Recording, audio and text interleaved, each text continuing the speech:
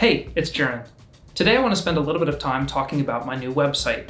Now, back in February, I pushed an update to my website, and I made a few significant changes. I was, for the first time, developing my own site. And a lot has changed since then. At the time, I hard-coded a lot of information directly onto the web pages because I couldn't figure out the content management system.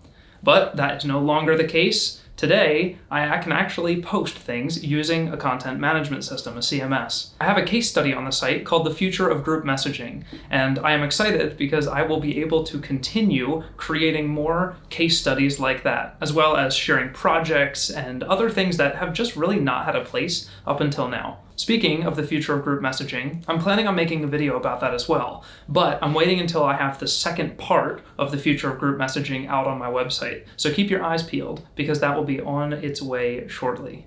Now, looking back in my life, websites have been just a really interesting sort of space. I have really cared a lot about websites, and I always go to them and I explore them and click around. And I feel like in a world of social media, that's not as frequent of an adventure for people. People click on Instagram and they click on TikTok and they click on YouTube, but they don't really explore websites as much. But at the end of the day, I don't really care that much. I'm making my website for me. And so I spend a lot of time honing in on the details and polishing everything up because it's sort of like a Zen garden. It helps me relax and refocus and just stretch my creative muscles. But it's fun. I can look all the way back to 2012 with my very first website, and the difference is dramatic. I have been building websites for a very long time now, and I have learned a lot. If there's enough interest, I could put another video together where I explain some of the tips and tricks that I've learned in my time making websites. But at the end of the day, I think the biggest goal is communicating information as clearly as possible. And if the information you're trying to communicate is wild and abstract, then you should probably have a site that's wild and abstract.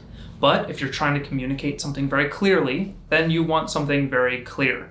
If you can tell, looking at my website, I am trying to communicate something very clearly, and it's worked very well. My website has served its purpose, and I'm excited to keep iterating on it for the future.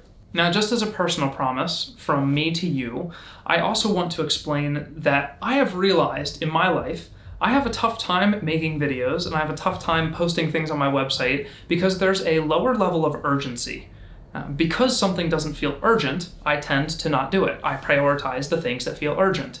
So if I have to do something really quickly, then I'm going to do that, and this is the thing that I skip out on.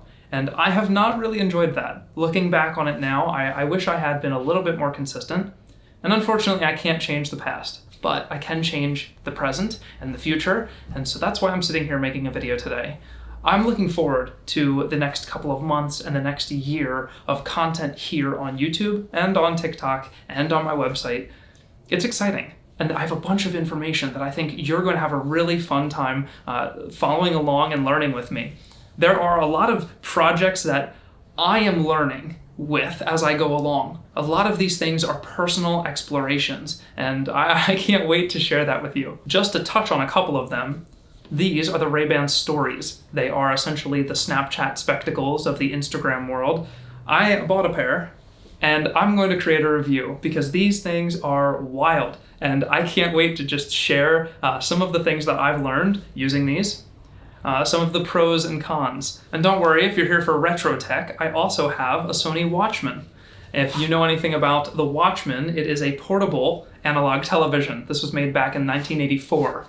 This is crazy, and I am going to make an entire video about this as well. Fun fact, we no longer broadcast analog television. It doesn't exist anymore. We broadcast digitally. And because of that, I had to buy a server rack unit to broadcast analog TV to this. Again, we'll explore this very soon. And there are so many things I just haven't shared. This light right here, that is a motorcycle headlight. I bought a motorcycle and I'm working on repairing it. That is a crazy project. I'm working on rewiring it and modding it, and I think I should bring you along on at least a little bit of that journey.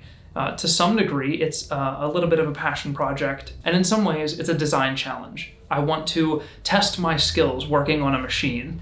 It's not going to replace my dreams of an electric motorcycle anytime soon, but that's okay. It will serve its purpose for now. And I didn't even mention the typewriter I have sitting back there. that is repaired. It works now. I should probably share that with you. So as I'm pretty sure you can see, there's a lot going on. I've been doing things, I've been very active, and I haven't been sharing it as much. But my website and these videos are a big step in the right direction. I can't wait to bring you along on the journey, and thank you very much for being here. If you happen to have any thoughts or questions about my website or anything that I just mentioned, let me know in the comments below, and I'll be hanging out there and responding to them as well. Thanks a lot for watching, and I'll see you next time.